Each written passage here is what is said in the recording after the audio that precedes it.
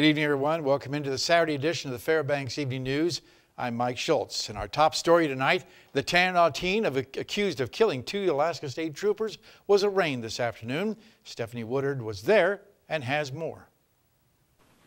The tension was high as a packed and silent courtroom awaited 19-year-old Nathaniel Satch Kangis's arrival this afternoon.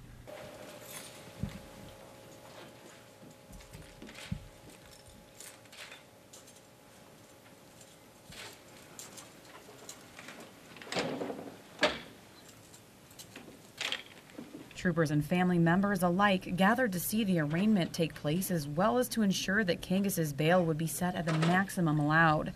According to court documents, Kangis shot 7 rounds into the backs of the 2 troopers, Sergeant Patrick Johnson and Trooper Gabe Rich, as they struggled to detain his father in the entryway of their home in Tanana.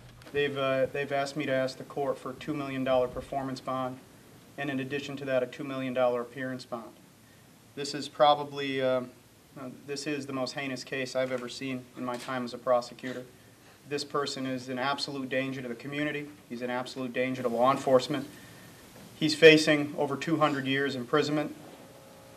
He poses a danger to the community as a result. And because he's facing such substantial time in jail, and because of his brazen acts so far, he poses a flight risk.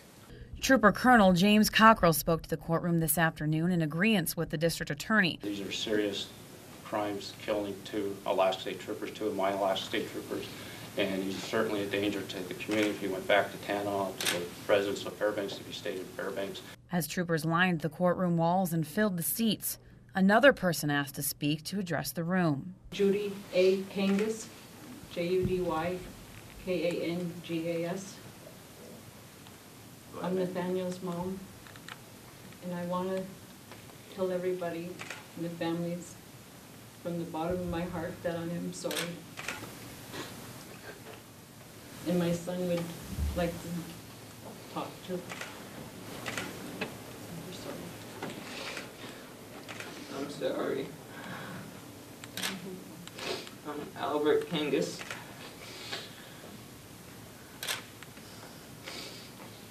Thank you, Mr.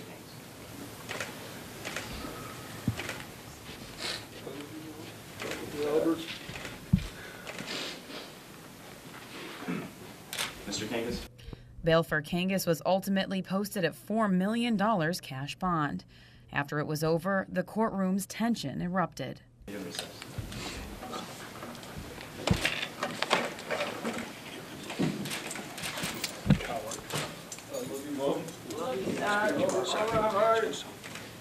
Kangas is due in court again later this month. This is Stephanie Woodard reporting. Continuing with that story, yesterday the news center flew into the village of Tanana to the scene of the shooting that took 2 Fairbanks-based Alaska State Troopers' lives. Once again, Stephanie Woodard, along with Andrew Marks, filed this report.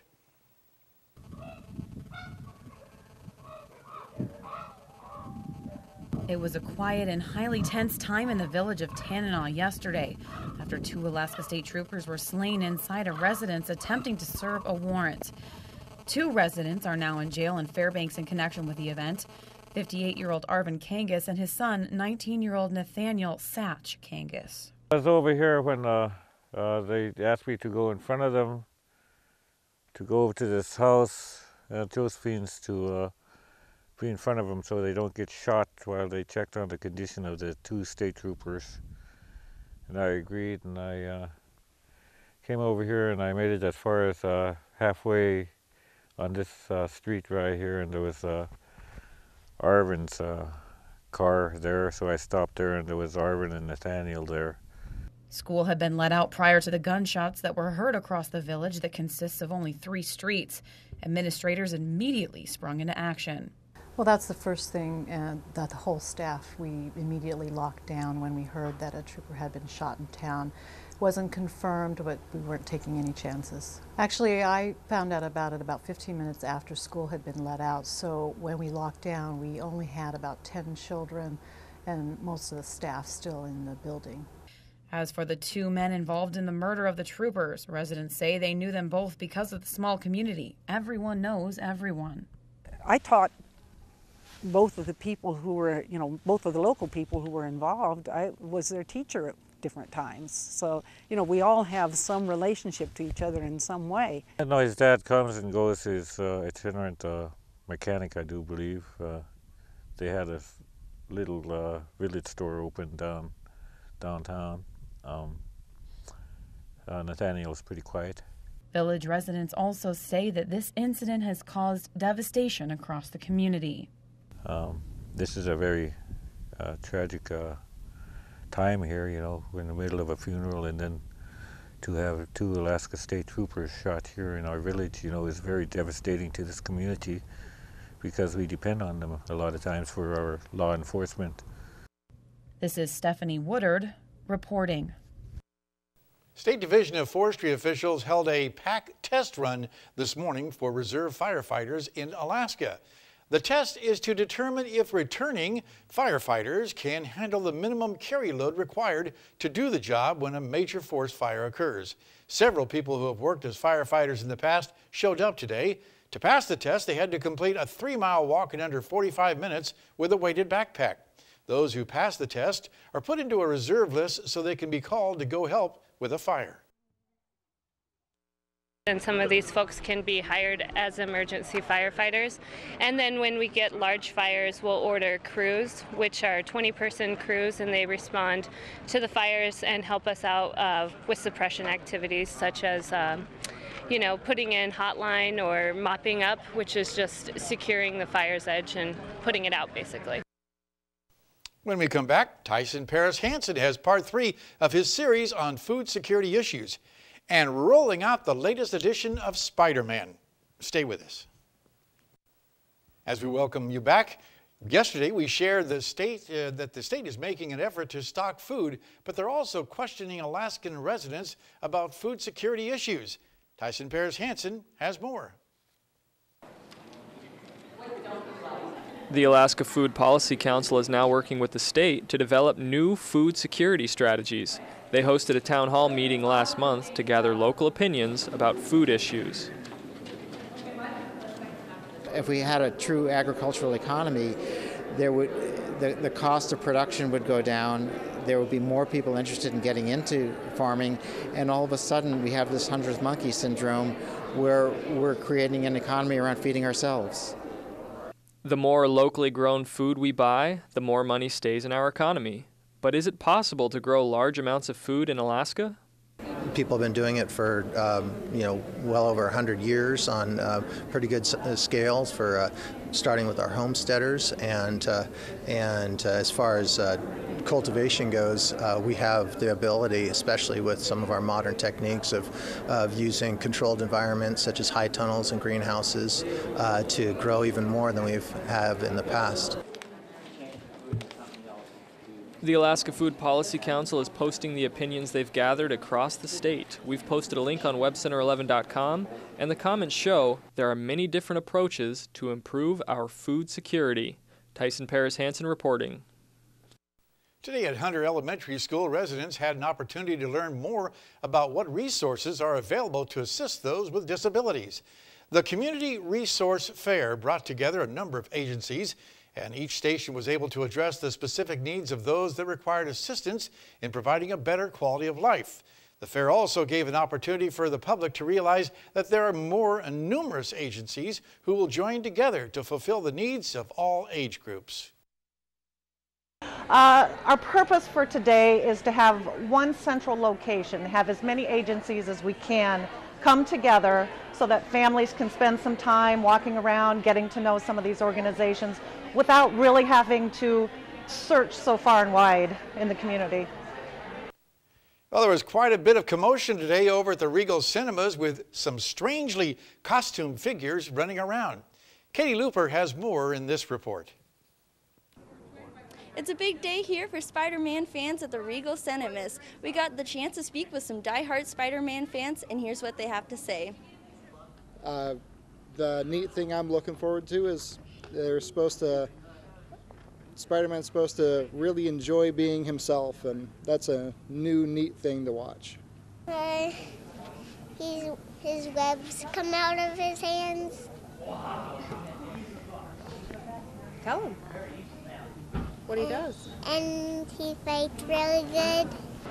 Well, my favorite Spider-Man movie is the third Spider-Man, where Tobey Maguire is attacked by the alien, and then he turns into the Black Spider-Man. So I wanted to be different.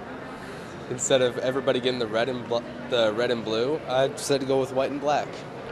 Well, I'm mostly looking forward to see if what some of the rumors with the comics are true. So some people say that Gwen Stacy supposedly dies in this one. So We are big Spider-Man fans in our house. Him especially. What are you looking forward to? Oh yeah, what do you want? I don't know, the effects. Spider-Man, we like the Amazing Spider-Man, I think, better than the Ultimate Spider-Man. It's a little bit, Peter Parker's a little bit better looking. Yeah. But he is the Ultimate Spider-Man, all superhero fan, so we're excited, very excited. It's quite obvious there's a lot of Spider-Man fans here at Fairbanks. At the Regal Cinemas, I'm Katie Looper. Well, Michael Ives is up next with sports. He has highlights from last night's huge Ice Dog win in the Robertson Cup semifinals. Also, the 33rd annual Chena River Run blazed through Fairbanks this morning in perfect weather. Stay with us for sports after the break. Welcome back, Alaska. Michael Ives here with your Saturday sports. Well, it's sunny and the sports scene is jumping, so let's get right into it. Game 1 of the Robertson Cup semifinals is in the books, and it has the Ice Dogs looking to complete a sweep tonight and cruise into the Robbie Cup finals. The Michigan Warriors took the Big Dipper ice, but it was the home team fighting, battling, and showing off their weapons to the Warriors. The packed house was treated to an Ice Dog onslaught early in this one. Jacob Hetz tallies first for Fairbanks as he powers a one-timer past one of the top goalies in the league, Michigan's Trevor Gorsuch. The Ice Dogs would add to their first period lead with a Hans Gorowski goal as he takes one off the boards and beats Gorsuch glove side. Then just 4 minutes later, it's Yannick Vidal depositing the second assist on the night from Brett Gervais with a slapper that scorches the Warrior keeper. With the Vidal goal, the Ice Dogs held a 3-0 first period lead, while the visitors were yet to record a single official shot on goal. The Warriors would get one late, but Kevin Aldridge has another fine game in net, and the Dogs take Game 1 with a 3-1 final, heading to a possible series-sealing Game 2 tonight at the Big Dipper. No, it's huge. It's, what we've been focusing on is coming out strong and trying to keep it for the whole game. Now we just need to focus on playing a full 60 and putting a full 60 together. It's going to take a lot more than it did tonight. We weren't that good tonight, but we got away with a few lucky bounces. They're going to come out strong. They're fighting for their season, so we need to match that. And now from the Robbie Cup to the river, where the 33rd annual Chena River Run was going down. With the sun shining, today was about as perfect of running weather as one can ask for. And a group of almost 800 racers gathered at Wood River Elementary for the 5K race along the Chena to the Princess Hotel. Runners enjoyed some Zumba and some tunes from DJ ATM before kicking into gear and taking off through University West. The race leaders smoked into the Princess parking lot, and it was Joey Nunez at the front of the pack. Nunez was followed closely by Chris Eversman and a group of Alaska Nanook runners. The women's field was led by Davia Flaherty, who pushed some of the top fellas across the finish line. Flaherty said the day was great for running, and Joey Nunez says he's feeling ready for his national competitions in the upcoming weeks. Well, I did what I hoped to do. I feel like I'm back on track to my normal racing track. Had a baby last year, so I'm feeling race ready again, so I'm very happy with how today went in the sun. It's warm, it's hot. It's nice being able to work with a bunch of athletes at UAF because it kind of keeps you in shape and they keep you motivated. So, I mean, they definitely help in my training, and, it's nice to get out there and run with them. So, well, this is actually my last race in Fairbanks. I'll be going back to California actually next week on the 12th or so. So this is the last of me, but I hope to come back and run some more races in Fairbanks. I really enjoy it here. So. And now to prep sports, where we start with soccer, where the West Valley Wolfpack and the Eielson Raven girls met on the pitch this afternoon. The Lady Wolfpack, after getting their first win of the year on Thursday night against North Pole, was in control of this one against Eielson, looking for that big win number 2. While the Wolfpack has been dealing with early season injuries, the Lady Malamutes from Lathrop are simply rolling. In their most closely contested match to date, the Malamutes stay undefeated with a 2-1 win over Hutchison last night. Sophomore captain Carly Fitzgerald stays hot and strikes again. It's her 10th goal in only 6 games, and her penalty kick goal with 10 minutes remaining takes down the Hutchison Hawks. Savannah Garrett was the other goal scorer for the Malamutes. Lathrop goalie Michaela Triplehorn gave up her first goal of the season early, but returned to shutdown mode to help the Malamutes stay unbeaten at 6-0. And sticking with high school sports, we head to the track at Lathrop for the Region 6 track and field meet.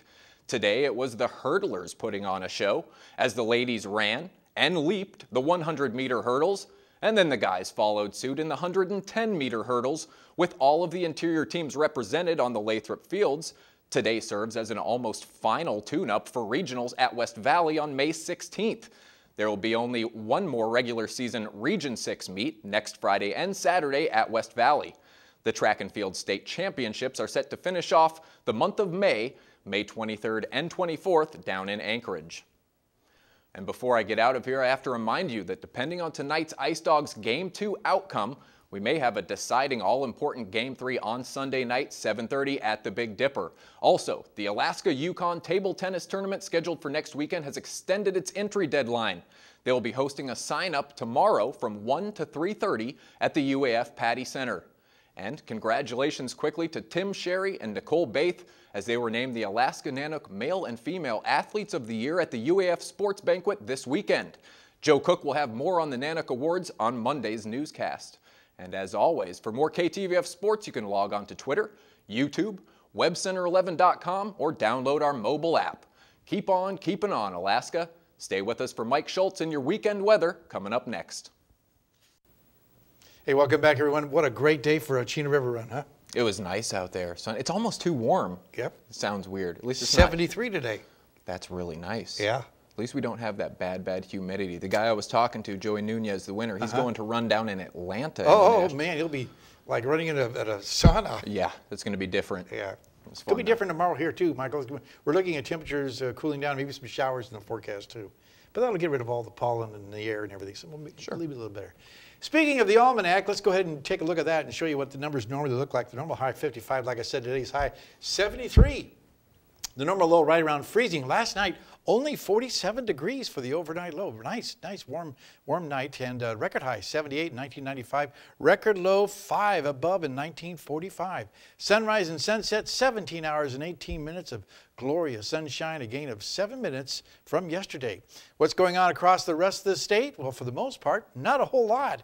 A few showers out over the west coast, and that's about it. But we are looking at more clouds moving in from the west. You can see them on the very northwestern section of the map there. That's going to be moving our direction, giving us a chance of a little more shower activity, too. We'll talk more about that in a little bit. Across the rest of the state today, not a whole lot to talk about. You can see clouds around the Nome area. Otherwise, clear to partly cloudy everywhere else, even up on the north slope. Just some scattered clouds around Barrow and 33 degrees. Nice day in Fort Yukon, 66. Lower 48 weather tonight. Well, we do have a few clouds moving across the Pacific Northwest in association with an area of low pressure there, and that's going to bring some more rain showers to that area. Other than that, the rest of the country looking pretty good. No severe weather to talk about. That's always nice to pass along. And the overall outlook for early this week, next week I should say, is calling for the jet stream to remain well to the north, which means warm temperatures covering a large portion of the lower 48. A little shower activity over the northwest, and that is about it. Well, back to Alaska for tomorrow. The northern sections, partly cloudy skies for Barrow, cloudy skies in Nome, but mostly sunny skies at Fort Yukon.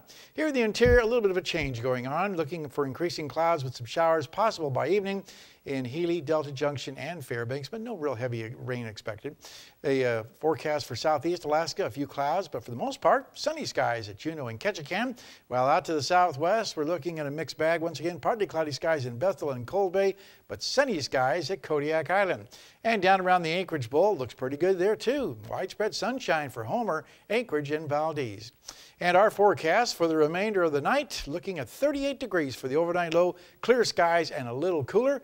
And tomorrow's forecast, really not too bad, 65 degrees. Then we'll have clouds, like I said, increasing throughout the day with a chance of some showers developing by evening. But like I said, it would not be a lot to get excited about. That will continue on Monday and even into Tuesday. Then Wednesday, Thursday, and Friday, temperatures once again recovering to around 60 degrees each day.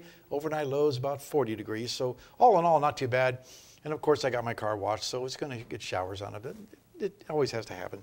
That's right. Well, we see southeast where it's usually getting dumped on with rain. They're all nice and sunny now. Yeah. So they traded with us. We're going to pass one thing along tonight. This community is incredible. Tonight, they had a procession from the airport down Airport Way, lined with hundreds of people paying tribute to the folks, the state troopers that were unfortunately in that incident in Tanana.